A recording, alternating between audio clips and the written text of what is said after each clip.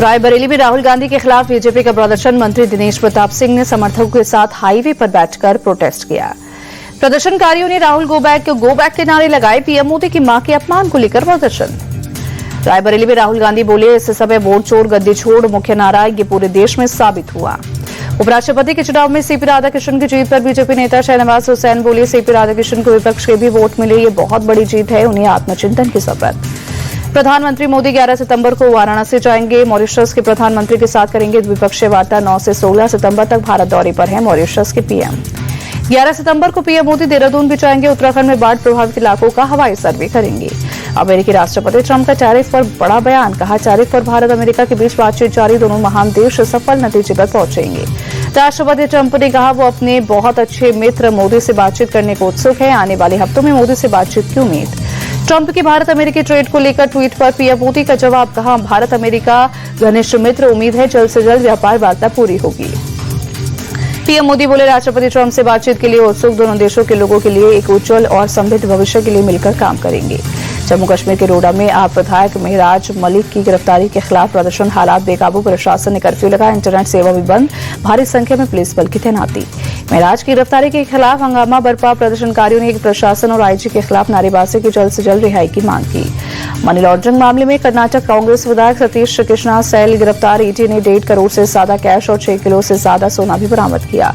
दिल्ली से आईएसआईएस का संदिग्ध आतंकी आफ्ताब अरेस्ट। देश भर में 12 से ज्यादा जगहों पर एजेंसियों का छापा। 8 से ज्यादा संदिग्ध हिरासत में ली गई। रांची के इस्लाम नगर से आईएसआईएस के संदिग्ध आतंकी अजहर दानिश गिरफ्तार। दिल्ली पुलिस की स्पेशल सेल, झारखंड एटीएस और रांची पुलिस ने की संयुक्त कार्रवाई। नेपाल में 18 जिलों में करीब 6000 कैदी भागे। सबसे ज्यादा कास्की जिले में 773 कैदी फरार हुए। चितवन में 700 कैदी जेल तोड़कर भागे। नेपाल में 2 दिन के हिंसक प्रदर्शन और तख्तापलट के बाद सेना ने संभाली कानून व्यवस्था की कमान। नेपाल के सेना प्रमुख जनरल अशोक राज सेगरेल ने की शांति की अपील। कहा, आकर बातचीत करे प्रदर्शनकारी। हिंसा के बीच नेपाल की सर्वोच्च अदालत में सुनवाई स्थगित। आगजनी की घटना के बाद सुनवाई अगले निर्देश तक स्थगित। मुख्य रजिस्ट्रार ने आदेश जारी किए। काठमांडू में उग्र प्रदर्शनकारियों ने कार शोरूम में तोड़फोड़ कर आग लगाई। गाड़ियां पूरी तरह से जलकर खाक। नेपाल में प्रदर्शनकारियों ने सरकारी टीवी चैनल कांतिपुर के मुख्यालय को भी फूका। आसमान में छाया काले धुएं का गुबार। नेपाल में हिंसक प्रदर्शन के बाद लौट रहे भारतीय नागरिक तनावपूर्ण स्थिति को देखते हुए वापस आ रहे हैं लोग। बिहार के रक्सौल में नेपाल बॉर्डर पर आवाजाही बंद। दोनों तरफ से लोगों की आवाजाही पर पाबंदी, कई लोग फंसे। आंध्र प्रदेश के 215 लोग नेपाल में फंसे। मंत्री नारा लोकेश ने बचाव कार्यों की समीक्षा की, सुरक्षित वापस लाने का आश्वासन दिया। नेपाल में फंसे भारतीयों के लिए हेल्पलाइन नंबर जारी। यूपी सरकार ने 3 हेल्पलाइन और 1 व्हाट्सएप नंबर जारी किया। 24 घंटे मदद ले सकेंगे लोग। दिल्ली में नेपाली एम्बेसी के बढ़ाई गई सुरक्षा। दूतावास के बाहर बड़ी संख्या में पुलिस बल तैनात। आध्यात्मिक गुरु श्री श्री रविशंकर ने नेपाल हिंसा में अंतर्राष्ट्रीय षड्यंत्र की आशंका जताई। बोले, हिंसा के पीछे कोई अंतर्राष्ट्रीय षड्यंत्र की संभावना।